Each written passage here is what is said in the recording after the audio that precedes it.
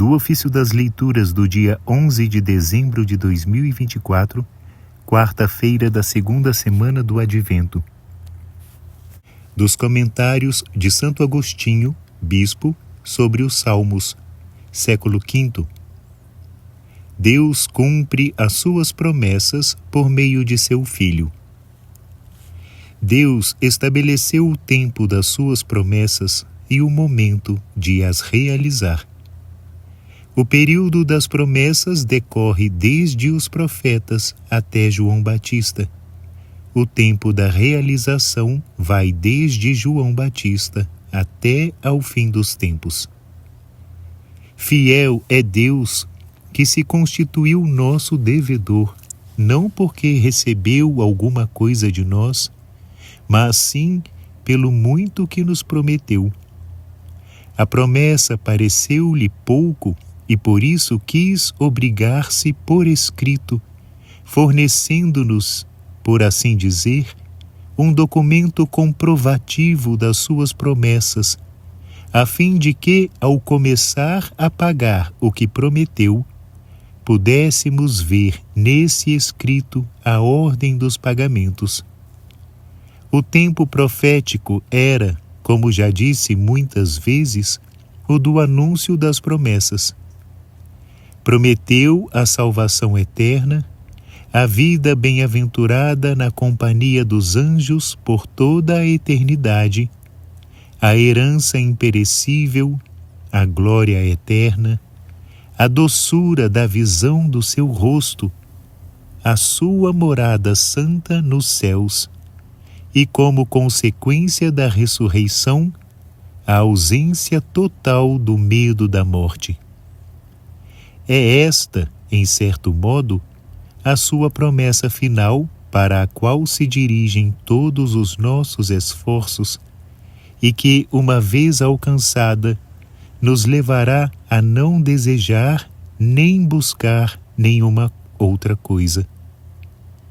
Não deixou também de revelar qual o caminho que nos havia de conduzir a esses últimos fins, mas prometeu-o e anunciou-o.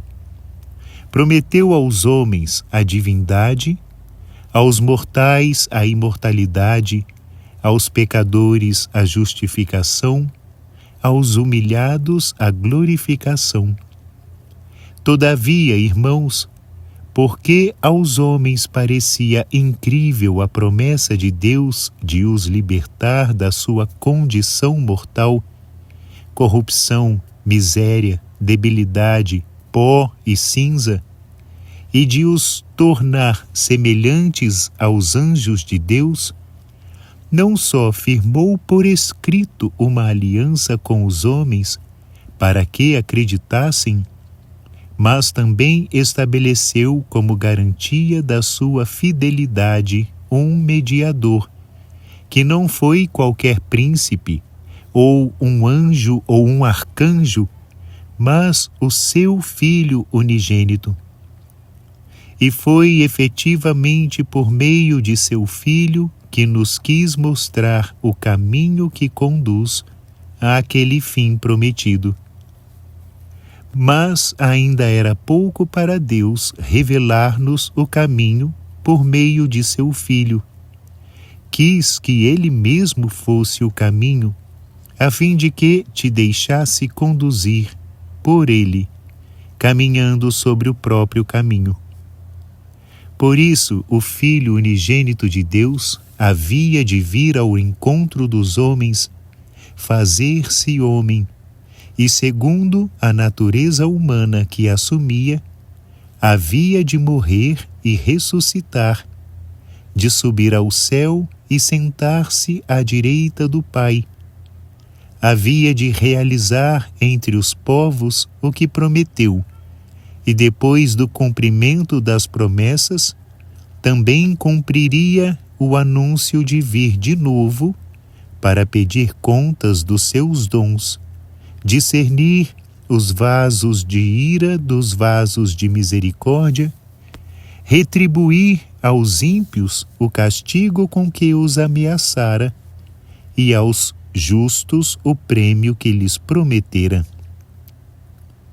Tudo isto devia ser profetizado, anunciado e garantido previamente como realidade futura infalível, a fim de que não provocasse o terror com uma vinda inesperada, mas, ao contrário, sendo objeto da nossa fé, o fosse também de uma ardente esperança.